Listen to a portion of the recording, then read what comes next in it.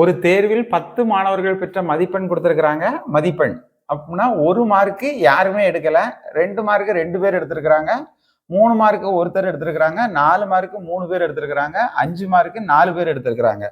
இவர்களுடைய இடைநிலை மதிப்பானது என்னன்னு கேட்டிருக்கு. அப்ப பாத்தீங்கன்னா 0 மதிப்பு யாருமே எடுக்கல. அதுக்கப்புறம் 2ஆம் நம்பர் வந்து 2 பேர் எடுத்திருக்கிறாங்க. அப்ப 2,2, 3 வந்து ஒருத்தர் மாத்திரம் எடுத்திருக்கிறாங்க, 4 வந்து 3 பேர் எடுத்திருக்கிறாங்க. அப்ப 4 3 போடணும். அடுத்து 5 4 பேர் எடுத்திருக்கிறாங்க. அப்போ இதுல இப்போ இடைநிலை அளவு இப்ப பாத்தீங்கன்னா இங்க இருந்து 4 எடுத்தாச்சு, கடைசியில இருந்து 4 எடுத்தாச்சு, நடுவுல இருக்கக்கூடிய 2 உறுப்புகளை கூட்டி 2ஆல நம்ம வகுக்கணும். அப்போ 8/2 = 4. அப்ப இதனுடைய இடைமதிப்பு 4.